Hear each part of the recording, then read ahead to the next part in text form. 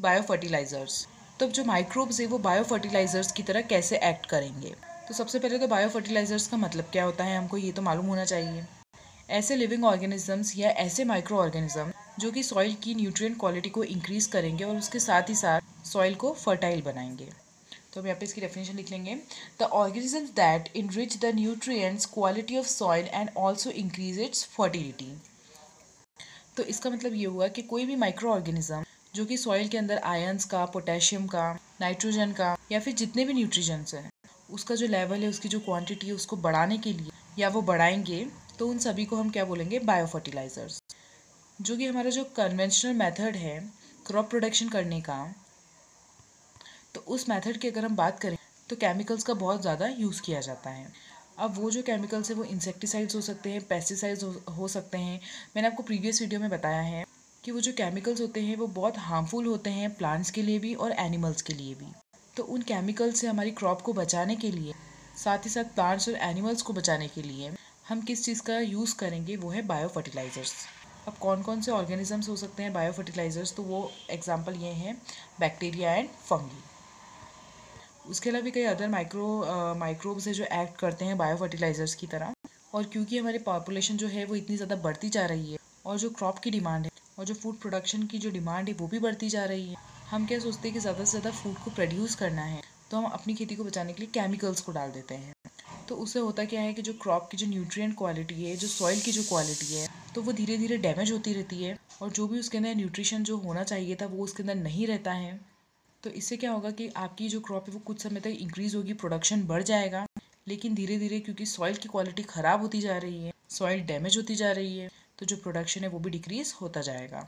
और साथ ही साथ जो हम केमिकल्स यूज़ करते हैं और उनका जो नेगेटिव इम्पैक्ट है वो भी बढ़ जाएगा। तो इस वजह से हमने ऑर्गेनिक फार्मिंग करना स्टार्ट किया और ऑर्गेनिक फार्मिंग के अंदर हम किसी भी केमिकल्स का यूज़ नहीं करते हैं और इंस्टेंट उसकी जगह पर हम क्या यूज़ करेंगे, बायो फर्टिलाइजर्स का यूज़ करते हैं, जैसे कि बैक्टीरिया हो गई, फंगस हो गई। तो अगर आपको याद हो कि लेग्यूमिनस प्लांट के अंदर, अब लेग्यूमिनस प्लांट कौन से होते हैं, जैसे कि पल्सेस, दाल वगैरह जो होती हैं, उसमें अपने नाइट्रोजन फिक्सेशन का एक प्रोसेस देखा था जिसका नाम क्या था, रूट नोड्यूल फॉर्मेशन। अब वो कौन सा बैक्टीरिया है जो रूट नोड्यूल फॉर्मेशन में इन्वॉल्व था, तो उस बैक्टीरिया का नाम था राइजोबियम। अब ये जो बैक्टीरिया है ये सिम्बायोटिक एसोसिएशन में रहता है लेग्यूमिनस प्लांट की रूट्स के साथ। तो ये किस तरीके का बैक्टीरिया हो जाएगा, सिम्बायोटिक बैक्टीरिया हो जाएगा। सिम्बायोटिक का मतलब ये होता है कि कुछ बैक्टीरिया है वो प्लांट्स के लिए कुछ एक्टिविटी परफॉर्म करेगा और बदले में प्लांट्स को भी कुछ ना कुछ न्यूट्रिशन उनसे मिलेगा। तो हमने यहाँ पे लिखा है कि जो राइजोबियम है वो क्या है, एक सिम्बायोटिक बैक्टीरिया है। इसके अलावा कुछ फ्री लिविंग बैक्टीरिया भी होते हैं जो कि किस में प्रेजेंट होते हैं, सॉइल में प्रेजेंट होते हैं और वो नाइट्रोजन फिक्सेशन का काम भी परफॉर्म करते हैं। जैसे होता है एजोस्पाइरलम और होता है एजिटोबैक्टर। ये सब आपके एनसीईआरटी के अंदर गिवन है।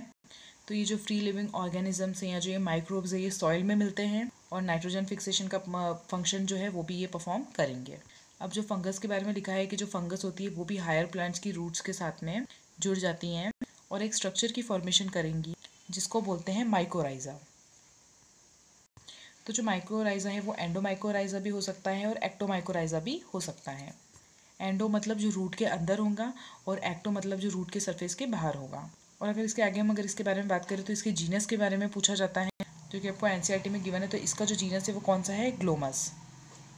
ठीक है, तो आपसे ये पूछा जा सकता है कि माइक्रोराइजा का जीनस कौन सा है जो कि एक बायो फर्टिलाइजर्स की तरह एक्ट करता है और सॉइल की फर्टिलिटी को इंक्रीज करता है। तो अब कौन कौन से फंक्शन है जो माइक्रोराइजा के थ्रू परफॉर्म किए जाते हैं, absorption of phosphorus, present in throat, disease resistance होता है ये और ओवरऑल ग्रोथ करवाता है।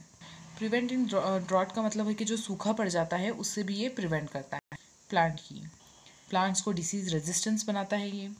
और जो प्लांट की जो ओवरऑल ग्रोथ होती है उसमें भी माइक्रोराइजा बहुत हेल्प करता है। क्या है ये, फंगस है। तो ये सारे फंक्शंस आपको पता होने चाहिए।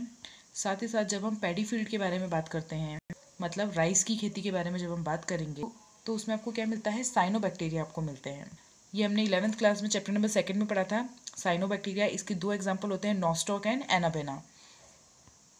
तो ये दोनों ही साइनोबैक्टीरिया के एग्जाम्पल हैं जो कि सॉइल की फर्टिलिटी को इंक्रीज करते हैं, ऐड करेंगे न्यूट्रिएंट्स को, ऑर्गेनिक मैटर्स को ऐड करते हैं, add organic matters in the soil. और दूसरा क्या है, increase the fertility of the soil.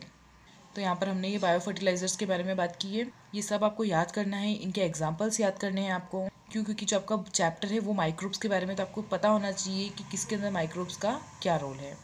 जो बैक्टीरिया है या जो फंगस है वो सॉइल को क्या करेगा? न्यूट्रिएंट रिच बनाएगा, उसकी फर्टिलिटी को बढ़ाएगा, और उन सभी को बायो फर्टिलाइजर्स कहते हैं।